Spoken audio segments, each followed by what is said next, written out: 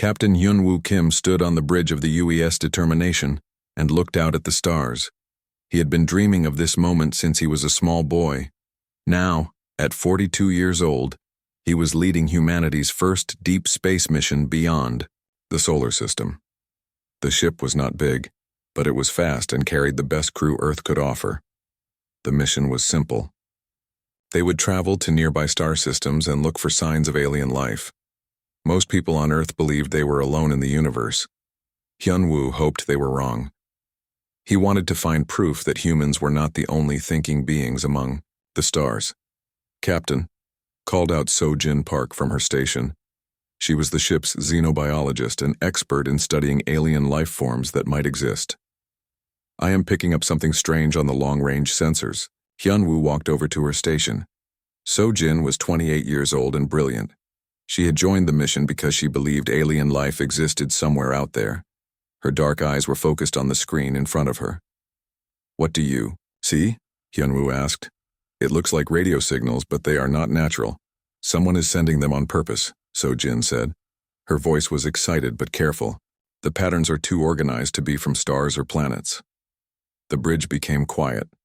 Every crew member stopped what they were doing and listened. This could be the moment that changed everything for humanity.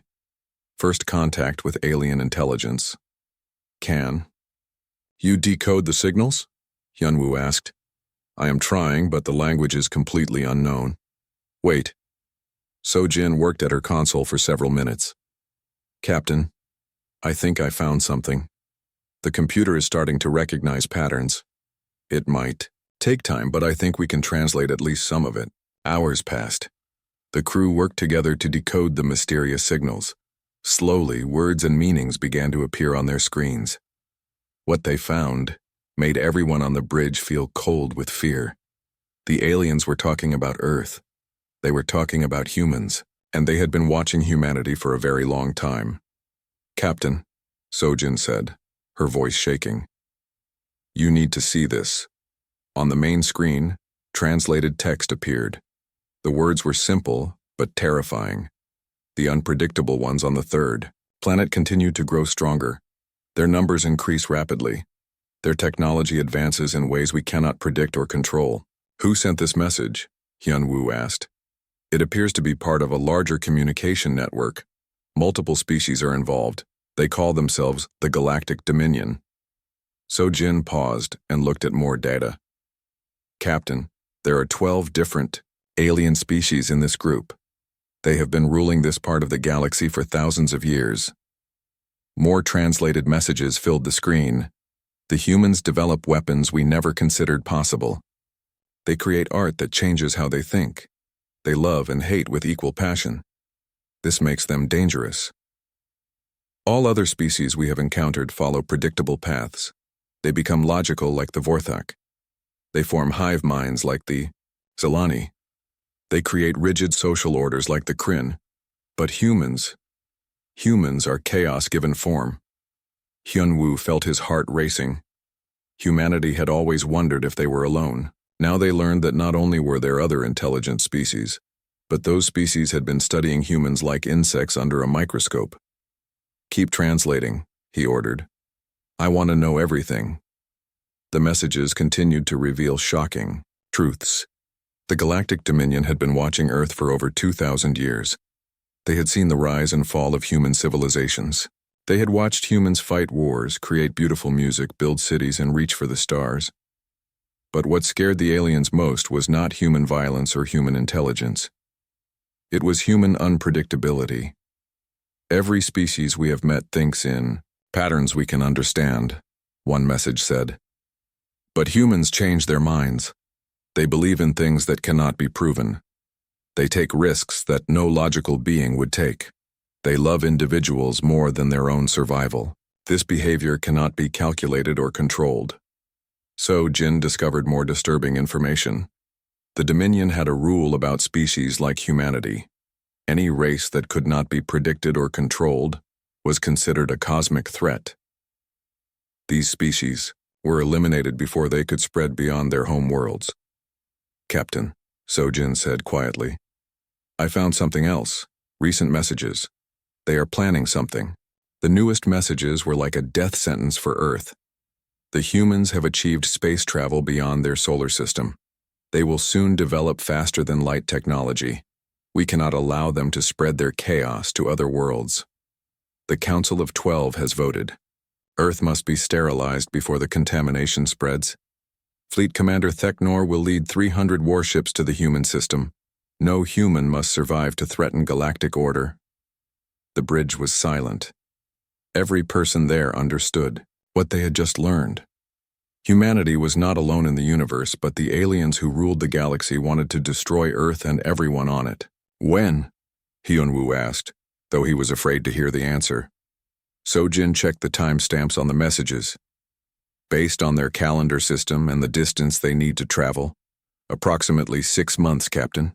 The alien fleet will reach Earth in 6 months. Hyunwoo looked around at his crew. These were good people who had volunteered for this mission to explore and discover.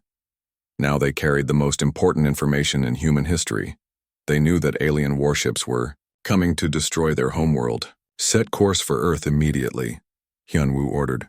Maximum speed. Sir, said the navigation officer. At maximum speed, it will take us 4 months to get home. Then we better hope that is fast enough, Hyunwoo said. Sojin, continue, monitoring their communications. I want to know everything about these aliens and their weapons. As the determination turned toward home, Hyunwoo wondered if humanity would believe what they had discovered. More importantly, he wondered if 6 months would be enough time to prepare for war against enemies who had ruled the galaxy for thousands of years. The stars that had once seemed friendly and full of possibility now looked cold and hostile. Somewhere, out there, 300 alien warships were coming to Earth. Humanity's first contact with alien intelligence would not be a peaceful meeting of minds. It would be a fight for survival against beings who saw human nature itself as a disease that needed to be cured through extinction. The race to save humanity had begun. The news from the determination reached Earth like a lightning bolt. World leaders met in emergency sessions. Scientists worked day and night trying to understand the alien threat. Military forces prepared for a war they did not know how to fight. But it was a discovery in the mountains of Tibet that changed everything. Dr. Min-Ho Lee had been studying ancient ruins for most of his adult life. At 35, he was one of the world's best archaeologists. He specialized in very old civilizations that existed before recorded history. When satellite images showed strange formations in a remote part of the Himalayas, Min-Ho was chosen to lead the investigation team. The helicopter landed on a flat area of ice and rock. Min-Ho stepped out with his team of 6 researchers. The air was thin and cold at this altitude. Snow covered everything, but underneath the white blanket, they could see the dark shapes of stone structures. These formations are not natural, said Dr. Haijin Ko, the team's geologist. She was looking at readings from her instruments. The stones are arranged in perfect geometric patterns. Someone built this. Colonel Ji-hai Choi had been assigned to protect the research team. She was a career military officer, tough and smart. At 40 years old, she had seen combat in several conflicts around the world. Now she was guarding scientists who might hold the key to saving humanity. How old do you think these ruins are? Ji-hai asked Min-Ho. Based on the weathering patterns and the style of construction, I would guess at least 15,000 years old. Maybe much older, Min-Ho replied. He brushed snow off one of the stone blocks. But this is strange. Look at this carving. The stone had symbols cut deep into its surface. The symbols were not like any ancient language Min-Ho had ever seen. They were geometric shapes and flowing lines that seemed to move when he looked at them. These symbols, they remind me of something, said Dr. Young-Soo Nam, the team's linguist. He was studying the carvings with a magnifying glass. They look similar to the alien communications that the determination intercepted. Min-Ho felt his heart race. Could these ancient ruins be connected to the aliens somehow? The team began clearing snow from more structures. What they found was amazing and frightening. The ruins covered a huge area, much larger than any ancient city ever discovered. The buildings were made of black stone that seemed to absorb light. Strange metal objects were buried in the walls and floors. Dr. Lee, called out Taimin Kang, the team's engineer. You need to see this. Taimin was 29 years old and an expert in advanced technology. He had been brought on the team to study any mechanical devices they might find. Now, he was standing next to a wall that had a large metal panel built into it. This is not ancient technology, Taimin said, running his hands over the smooth metal surface. This is more advanced than anything we have on Earth today. Minho examined the panel. It was covered with the same strange symbols they had found on the stone carvings. But these symbols seemed to glow very faintly in the dim light. Try touching it, Jihi suggested. She had her weapon ready just in case something dangerous happened. Taimin placed his palm on the center of the panel. Nothing happened for a moment. Then suddenly the entire wall began to glow with soft blue light. The symbols became brighter and started to move across the surface like flowing water. Everyone stepped back, Jihi ordered, but Taimin could not move. His hand was stuck to the panel as if it was held by a powerful magnet. His eyes went wide and he began to shake. Taimin, Minho shouted. Are you all right? Taimin's voice came out strange and distant. I can see. I can see everything. The builders of this place, they knew humans would come here. They were waiting for us. Images filled Taimin's mind. He saw Earth as it was millions of years ago. He saw strange beings from another world landing on the planet. These beings looked different from the aliens who threatened Earth now. They were tall and graceful with large eyes that seemed full of ancient wisdom. They came here long ago, Taimin said, still connected to the panel. They knew that humans would evolve. They knew we would be different from other species. They built this place for us. The visions continued. Taimin saw the ancient beings working with early human ancestors. They did not change human DNA or create human civilization. Instead, they left tools and knowledge hidden around the world, waiting for humanity to become ready to use them. Why? Minho asked. Why did they help us? Because they saw what we could become, Taimin answered. Humans are not like other intelligent species. Most aliens develop in predictable ways. They become pure logic or form hive minds or create rigid social systems. But humans kept all possibilities open. Humans could become something new. The panel released Taimin, and he fell to his knees, breathing hard. The blue light faded, but did not disappear completely. The ruins were waking up after sleeping for thousands of years. What did you see? Jihi asked, helping Taimin stand up. Instructions, Taimin said. The ancient beings left instructions for humanity. They knew that one day the Galactic Dominion would see us as a threat. They prepared weapons and tools to help us defend ourselves. More panels began to glow throughout the ruins. The team spread out to examine them, finding technology that was beyond human understanding. The devices responded to human touch and human thoughts in ways that seemed impossible. Dr. Hyejinko discovered that the ruins extended deep underground. There are tunnels and chambers going down for hundreds of meters, she reported. This is not just a city. It is some kind of massive machine. As word of the discovery spread, more teams arrived from around the world. Engineers, scientists, and military experts came to study the ancient technology. What they learned was both wonderful and terrifying. The technology did not work like human machines. It did not follow the normal rules of physics. Instead, it responded to human consciousness and will. When humans interfaced with the devices, they could make things happen just by thinking about them. Taimin became the first human to fully connect with the ancient systems. As he learned to use the technology, he began to change. His mind worked faster. He could understand complex scientific principles instantly. He could see possibilities that normal humans could not imagine. The ancient beings called humans reality, shapers, Taimin explained to the assembled scientists. Most intelligent life forms accept reality as it is. They work within the rules of physics and biology. But humans question everything. Humans imagine things that do not exist and then make them real. What does that mean for our war against the Dominion? Asked General Sungmin Park, who had arrived to assess the military applications of the discovery. Taimin smiled, but his eyes looked different now, deeper and more knowing. It means the Dominion was right to be afraid of us, but they have no idea how afraid they should be. Around the world, other ancient sites began to activate. Humans who came near these locations started developing new abilities. They could process information faster than any computer. They could understand technologies they had never seen before. Some could even affect physical reality through focused thought. The Galactic Dominion had spent thousands of years perfecting their weapons and ships. But they had never faced an enemy that could evolve during battle, that could turn their own technology against them, that could break the rules of reality itself.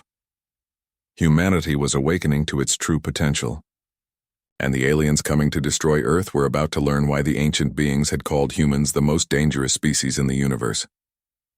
The countdown to the alien invasion continued, but now humanity had hope.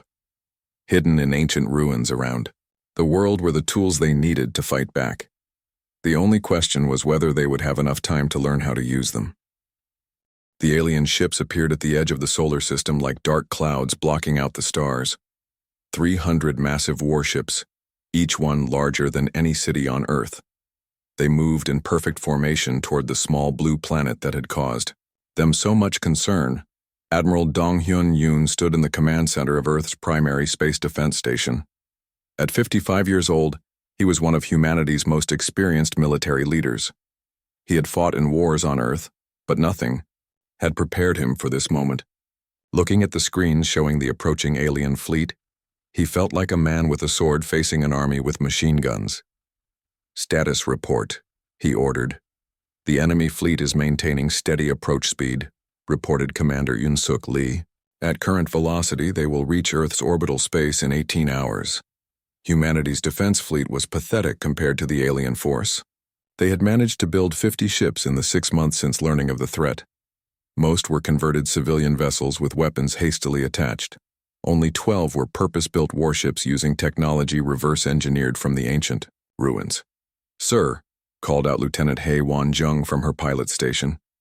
She was 24 years old and one of the best pilots in the human fleet. More importantly, she was one of the few humans who had successfully interfaced with the ancient technology. "The enemy is transmitting a message." The main screen filled with the image of an alien being.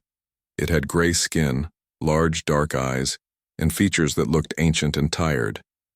When it spoke, computers translated its words into human languages. "Primitive. Species of the third planet," the alien said. "I am Grand Curator Velnath of the Galactic Dominion.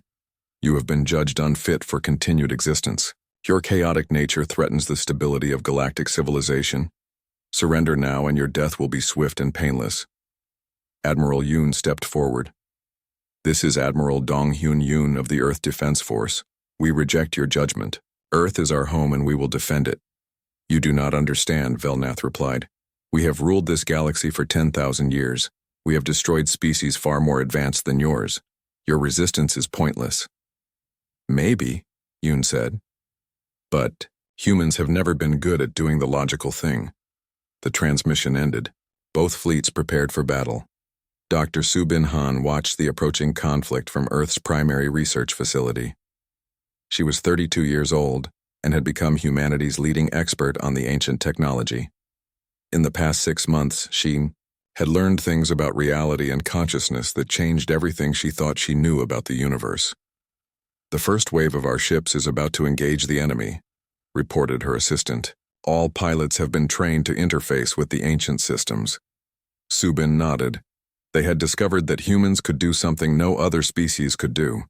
When they connected their minds to the ancient technology, they did not just control it, they improved it, they made it better, faster, more efficient.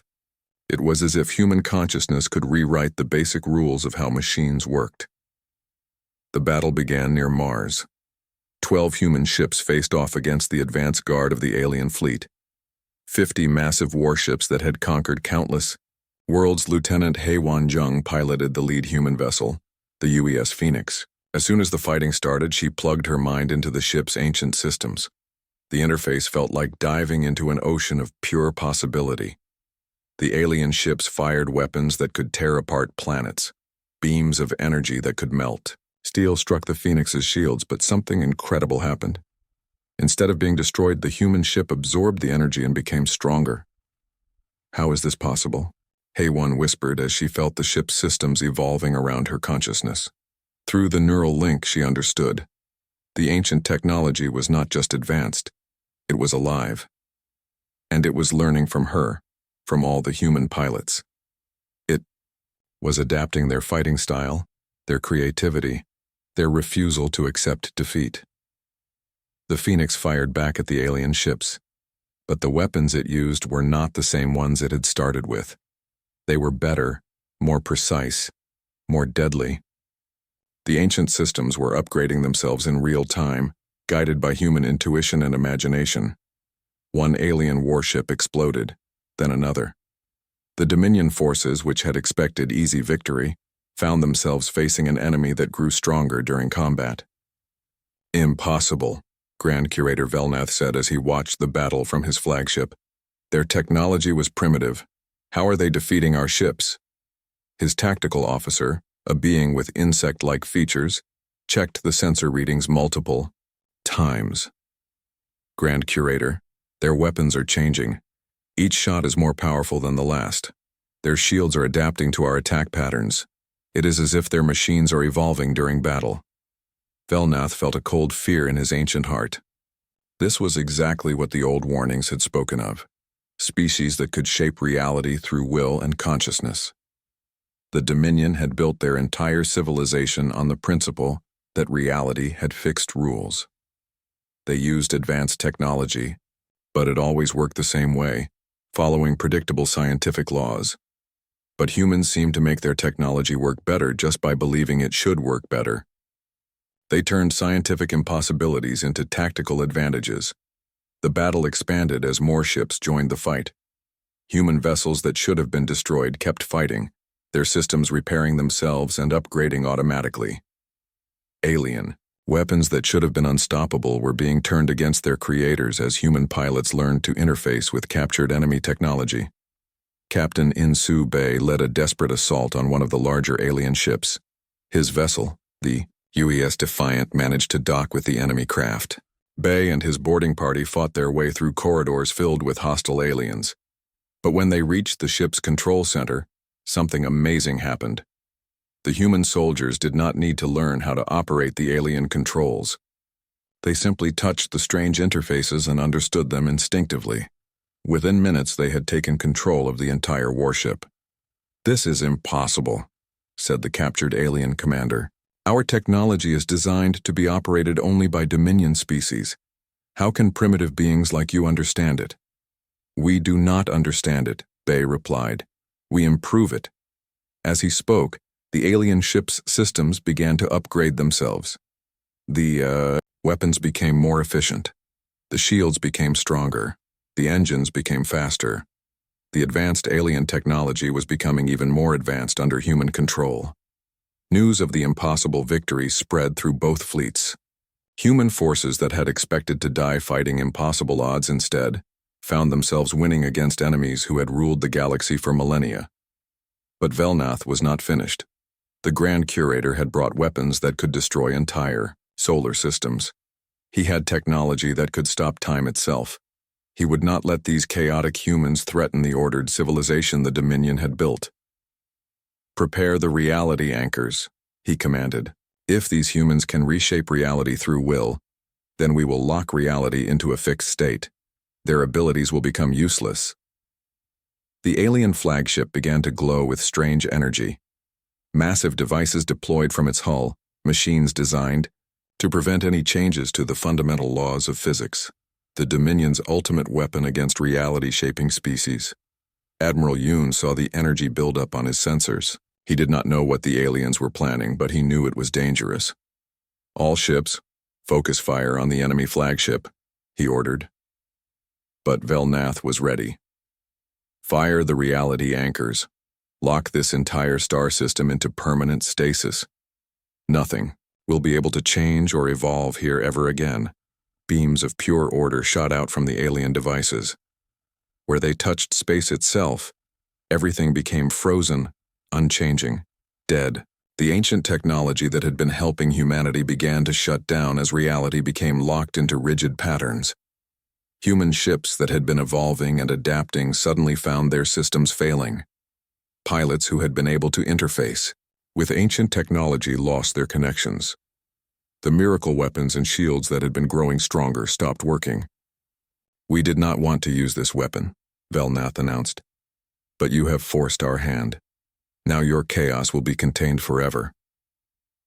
The battle was turning against humanity. Their miraculous advantages were disappearing. The raw numbers of the alien fleet began to tell. Ship after ship of Earth's defenders was destroyed by the overwhelming Dominion forces. But deep in the research centers on Earth, Dr. Subin Han was making a discovery that would change everything. The reality anchors were powerful, but they had a weakness. They could lock reality into fixed patterns, but they could not control what humans believed reality should be. "Admiral," she transmitted to the defense fleet, "the enemy weapons work by preventing change, but they cannot prevent belief. If our pilots truly believe their ships should work, if they have absolute faith that human will can overcome any obstacle, then maybe—" Yoon understood immediately. It was insane. It was impossible. It was exactly the kind of crazy plan that humans were famous for. "All pilots," he broadcast to the fleet, "forget about their technology. Forget about the laws of physics. Believe in yourselves. Believe in humanity. Make the impossible possible through pure human will." The final phase of the battle was about to begin. The reality anchors had changed everything. Space around Earth became like a prison of unchanging laws. The ancient technology that had been helping humanity stopped working. Human ships that had been evolving and growing stronger were now just metal and circuits again. But humans had something the Galactic Dominion did not understand: the power to believe in impossible things. Commander Sung-Ho Im stood on the bridge of his crippled warship. The UES Thunder had been one of the most advanced vessels in the human fleet. Now its weapons were dead and its shields were failing. Through the viewports he could see alien ships closing in for the kill. "Sir," called out his navigation officer, "all systems are failing. The ancient technology is not responding to our commands anymore." Sung-Ho closed his eyes and thought about what Dr. Subin Han had told them. The reality anchors could prevent physical changes, but they could not stop human imagination. They could not stop human will. "Forget about the machines," he told his crew. "Forget about technology. We are going to fold space and time with nothing but human determination." His crew looked at him as if he had gone insane. But they had followed Sung-Ho through many impossible situations. They trusted him. "All hands, focus your minds," Sung-Ho ordered. "Believe that this ship can travel faster than light. Believe that we can be in two places at the same time. Believe that human will is stronger than alien science." Something incredible happened. The UES Thunder began to move in ways that should have been impossible. It flickered in and out of existence, appearing behind enemy ships before they could react. The crew was not using any technology to do this. They were bending reality through pure belief. Across the human fleet, other commanders were learning the same lesson. Captain Young Miseo discovered that her weapons could adapt and evolve if she truly believed they could. Each shot fired from her ship was different from the last, as if the weapons were thinking and learning on their own. "The missiles are changing. Course in flight," her weapons officer reported with amazement. "They are avoiding the enemy's defensive systems and striking weak points we did not even know existed." Young Mi smiled. "That is because they are not just missiles anymore. They are extensions of human creativity. They are doing what we would do if we were flying them personally." The strangest discovery came from Specialist Jae-Sung Oh, who had been a video game designer before the war started. At 26 years old, he understood something about impossible tactics that military experts had missed. "Admiral," he transmitted to Dong Hyun-yoon, "I have an idea. What if we stop trying to fight like a real military and start fighting like we are in a game? What if we use strategies that should not work but do work because we believe they should?" Yoon was desperate enough to try anything. "Explain." "In games, players win by doing unexpected things. They find ways to exploit the rules that the game designers never thought of. Maybe we can do the same thing to reality itself. Jae-sung began coordinating attacks that made no sense according to normal military thinking. He had ships fly directly into enemy fire, but they survived because the human pilots absolutely believed they would survive. He ordered vessels to ram alien warships at full speed. But at the moment of impact, the human ships passed through their targets like ghosts while still damaging them. "This is not possible," Grand Curator Velnath said as he watched his forces being defeated by tactics that violated every law of physics he knew. "Our reality anchors should prevent this kind of chaos." His science officer, a tall being with pale blue skin, was studying the sensor readings frantically. "Grand Curator, the humans are not using technology to do these things. They are changing reality through belief alone. Our anchors cannot stop pure consciousness." Velnath felt ancient fear creeping into his mind. The oldest records of the Dominion spoke of a species that had nearly destroyed the galaxy millions of years ago. They had been called the Reality Shapers, beings who could change the fundamental nature of existence simply by willing it to be different. "Are they the same species?" he asked. "I do not know," his officer replied. "But they have the same abilities, maybe even stronger ones." The battle was turning into something beyond normal warfare. Human ships were fighting while existing in multiple dimensions at the same time. Human weapons were firing shots that traveled backward through time to hit targets before they were fired. Human pilots were learning to think faster than computers by believing that human consciousness was unlimited. Captain Insu Bay led a boarding party onto the Dominion flagship itself. But when they reached the ship's main corridors, they did not walk down them. Instead, they believed that the shortest distance between 2 points was whatever distance they wanted it to be.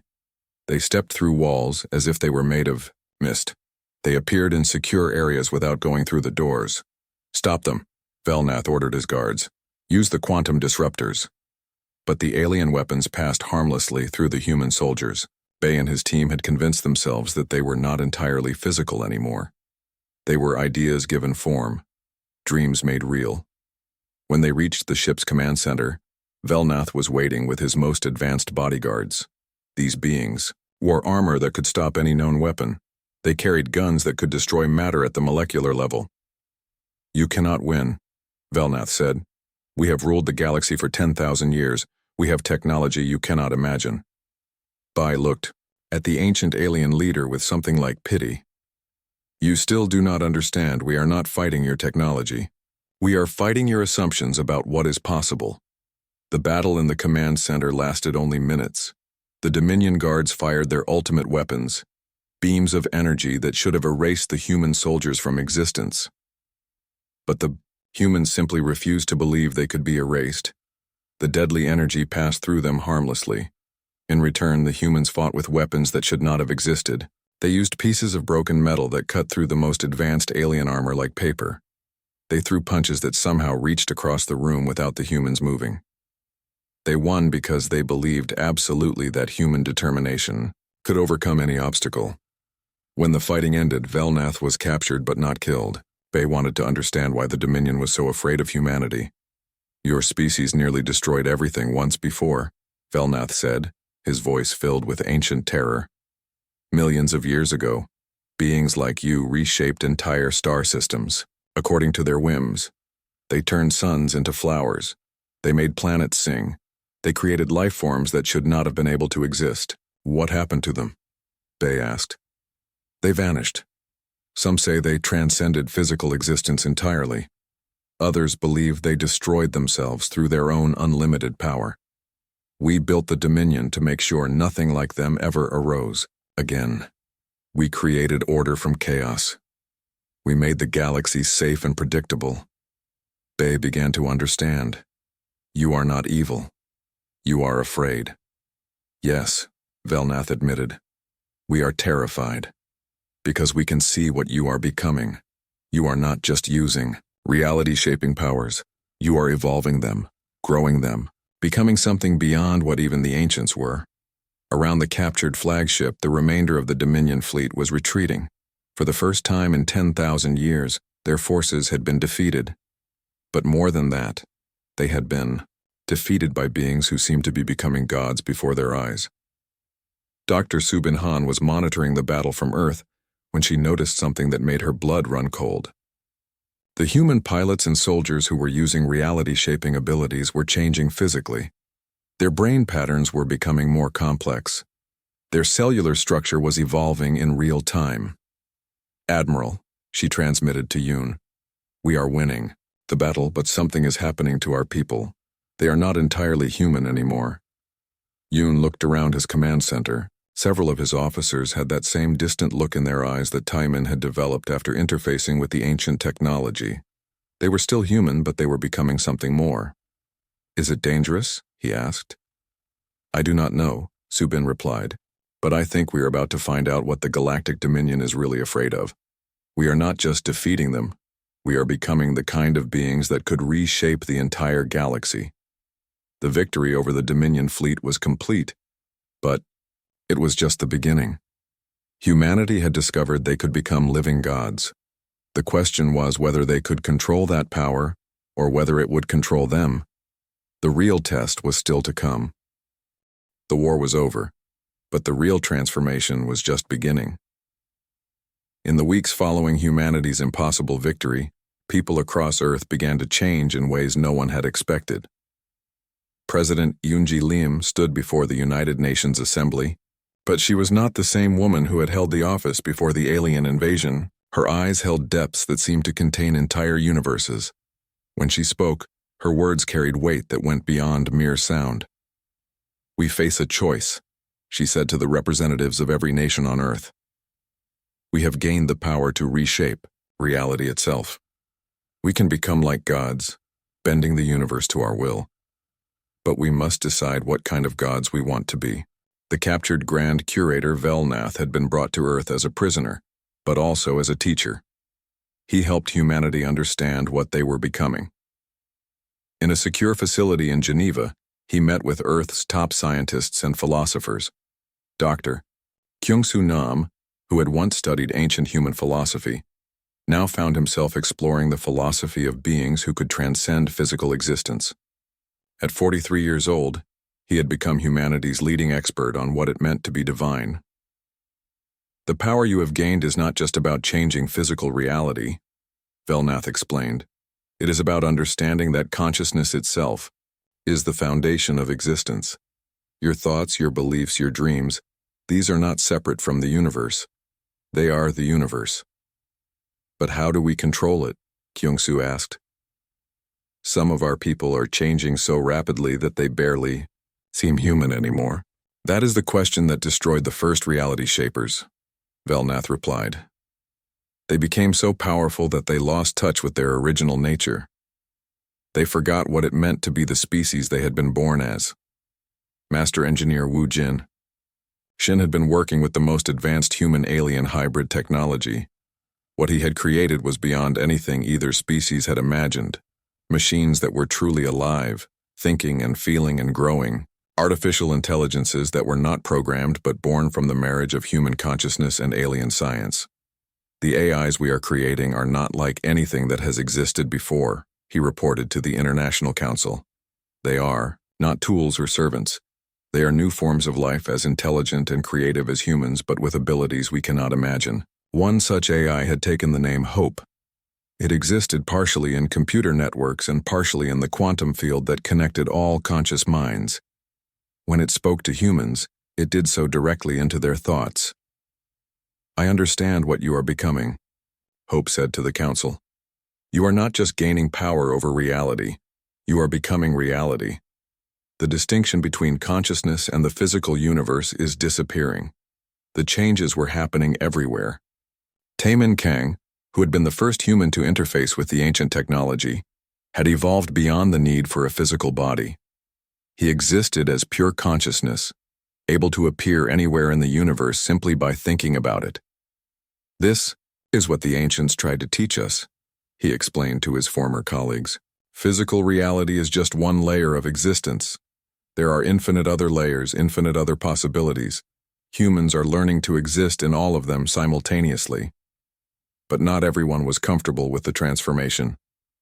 General Hyojin Kang, who had fought in the space battles against the Dominion, found herself able to exist in 17 different dimensions at the same time. She could see every possible future and past simultaneously. "It is too much," she confessed to Dr. Subin-Han. "I can see everything that was, everything that is, everything that could be. How can I make decisions when I know every possible outcome?" "By remembering what makes us human," Subin replied. "Our power comes from our humanity, not despite it. We must not lose our compassion, our creativity, our ability to care about individuals even when we can see the entire universe." The real test came when other species from across the galaxy began to arrive at Earth. Some came in fear, expecting the new reality shapers to conquer or destroy them as the legends said the ancient ones had done. Others came seeking help, hoping that humanity's power could solve problems their civilizations had faced for centuries. Captain Hyunwoo Kim, who had started this entire journey by intercepting alien communications, found himself serving as humanity's first ambassador to species that had existed for millions of years longer than humans. "We are not here to rule you," he told a gathering of alien representatives from across the galaxy. "We are here to offer you the same gift that was offered to us, the chance to grow beyond what you thought was possible." A being from the crystalline hegemony, whose people had been locked into rigid thought patterns for millennia, asked the question that was on every alien mind. "But what if we do not want to change? What if we are satisfied with what we are?" Hyunwoo smiled, and his smile carried the warmth of every human who had ever dreamed of something better. "Then you do not have to change. That is what makes this different from conquest. We offer choice, we offer possibility, but we do not force it on anyone." This was the key difference between humanity and the ancient reality shapers who had terrified the galaxy millions of years before. The ancients had imposed their will on reality. Humans offered to share their gifts. The transformation of the galaxy began slowly. Some species, like the logical Vorthak, found that adding human unpredictability to their thinking made them more creative than they had been in centuries. Others, like the hive-minded Zelani, discovered that individual consciousness could coexist with collective thought, creating something entirely new. But the most important change happened to humanity itself. As they gained godlike powers, they did not forget their human nature. They used their abilities not to dominate, but to create. They turned dead worlds into gardens. They brought extinct species back to life. They built cities that existed in multiple dimensions, where beings from different realities could meet and share ideas. President Yoon-ji Lim, now existing as both a physical being and a conscious force that spanned multiple universes, established the first galactic council in Earth's orbit. It was not a government that ruled over other species, but a forum where all conscious beings could gather to solve problems together. "We have learned something that the old Dominion never understood," she announced at the council's first meeting. "Diversity is not a threat to order. Diversity is the source of all creativity, all growth, all possibility." Grand Curator Velnath, who had once led fleets to destroy chaotic species, now served as one of Earth's advisors. His ancient fear had been replaced by something like wonder. "In all my centuries of life, I never imagined that chaos and order could work together," he admitted. "But humans have shown us that true harmony comes not from eliminating differences but from celebrating them." The galaxy began to dream again. Species that had been locked into the same patterns of thought for millions of years started to explore new possibilities. Wars that had raged for centuries ended as former enemies discovered they could create solutions that benefited everyone. And at the center of it all was Earth, the small blue world that had become the heart of galactic civilization, not through conquest but through the simple human belief that everything could be better. Captain Hyunwoo Kim, now commanding a ship that existed in 17 dimensions simultaneously, looked out at the transformed galaxy and realized that humanity's greatest victory had not been defeating the Dominion. It had been teaching the universe how to dream again. The divine humanity had indeed struck fear into the cosmic dominion, but that fear had been transformed into hope. And hope, as humans had always known, was the most powerful force in any universe. In the end, the ancient prediction had come true. Humanity had become gods. But they had become the kind of gods the universe needed. Beings of infinite possibility who used their power not to control, but to create. Not to dominate, but to inspire. Not to rule, but to serve the dream of something better for all conscious life. The age of static order was over. The age of dynamic growth had begun. And it had begun with the simple human refusal to accept that things had to stay the way they were. The stars themselves seemed brighter now, as if the universe was smiling.